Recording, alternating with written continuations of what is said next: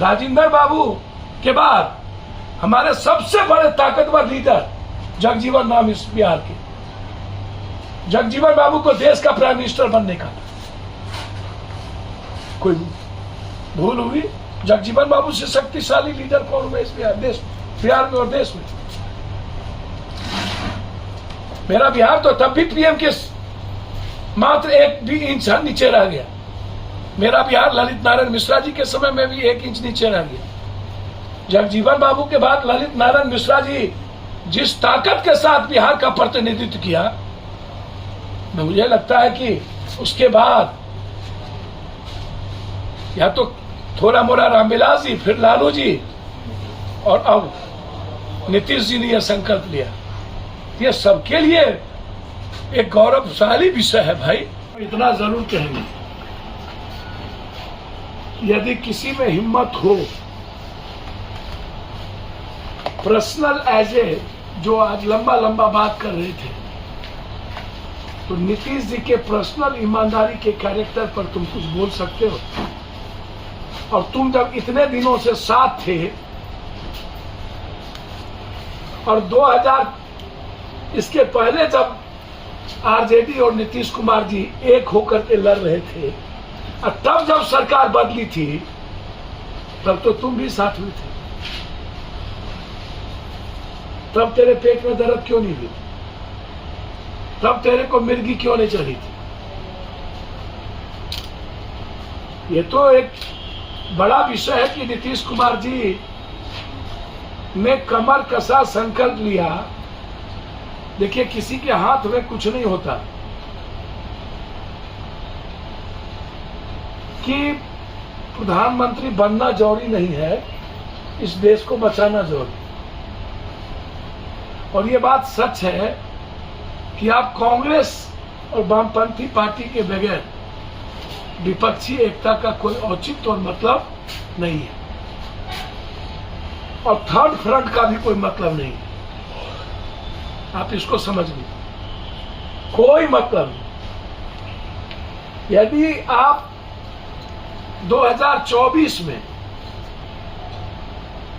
इस देश के युवाओं को, किसानों को, बेटियों को, महिलाओं को और देश की डेमोक्रेसी और संविधान को बचाना चाहते हैं, तो आपको बिना किसी पद के इस कंट्री के सबको एक होना पड़ेगा। और जो लोग आज यह कहते हैं कि बीजेपी और कांग्रेस छोड़, ये कांग्रेस छोड़ बीजेपी को हराने की वकालत करने वाला और बीजेपी की बेटी है, सिविल है। बिहार को एक संकल्प के साथ हमें, और मैं बार बार कह रहा हूं कि भाई थर्ड फ्रंट नाम की कोई चीज, या तो कोई पार्टी यदि सड़कों पर है और संगठन है तो अकेले लड़े। थर्ड फ्रंट के लोगों के बीच एक गलत अवधारणा बने, इसीलिए वक्त आ गया है 2024। अब कौन किसको तोड़ेगा? तो जब ईडी, सीबीआई और 5 सालों में अमित शाह जी पूरे एमएलए, एमपी, मंत्री, संतरी का फाइल बना लिए हैं और सबका टेप कर चुके हैं, इंटायर ईडी, सीबीआई सबका, 5 साल में कोई काम हुआ है कंट्री में? सारे नेताओं का फाइल बन गया, एक ही काम, पूरे 5 साल। सारे नेताओं का, जो लोग कुकर में, पैसे में, सूरा सुंदरी में इन्वॉल्व थे, सबकी फाइल बन गई। और अब सब डरे सहमे पड़े, और उसी का फायदा आज बीजेपी उठाती है। इसीलिए जनाब, ये बिहार है। कुछ लोग गलतफहमी के शिकार हैं, और हम आग्रह करेंगे, ये जितना बजबैका लोग हैं ना, इन लोगों की जांच, पता नहीं नीतीश जी का स्वभाव नहीं है बदला लेने की, या सही काम कर, बदला तो ये है नहीं, जो लूटा है उस पर इंक्वायरी होना चाहिए। ये बात मैं बार बार कह रहा हूं। दूसरी और अंतिम बात कह के जा रहा हूं 3 दिन के बाद आटूरा सुंदरी सबाब कबाब सारे आरोप है कुछ नेता पर लगे रहे। वो अनाधिकार है नीतीश जी को, जो 2-2 बार राज्यसभा भेजे, जिनको कभी, मैं सच कह रहा हूं, किसी भी कॉर्पोरेट और किसी भी ऐसे व्यक्ति को आप यूज करिए, कॉर्पोरेट का मदद लीजिए देश बनाने में, पढ़े लिखे लोगों का मदद लीजिए देश बनाने में, लेकिन राजनीतिक सत्ता के शीर्ष पर जो राजनीतिक सुचित्रता के साथ गांधी, सुभाष चंद्र बोस, भगत सिंह, जेपी, लोहिया, उनके आदर्शों पर चलने वाले लड़ने वाले लोगों को बनाई।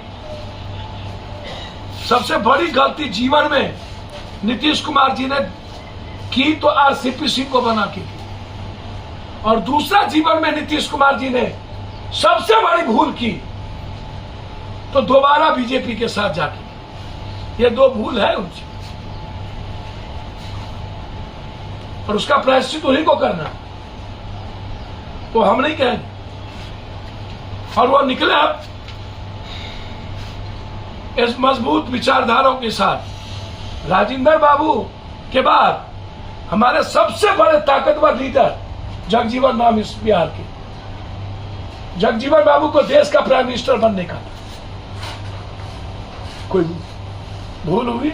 जगजीवन बाबू से शक्तिशाली लीडर कौन हुआ इस बिहार में और देश में? मेरा बिहार तो तब भी पीएम के मात्र 1 भी इंच नीचे रह गया।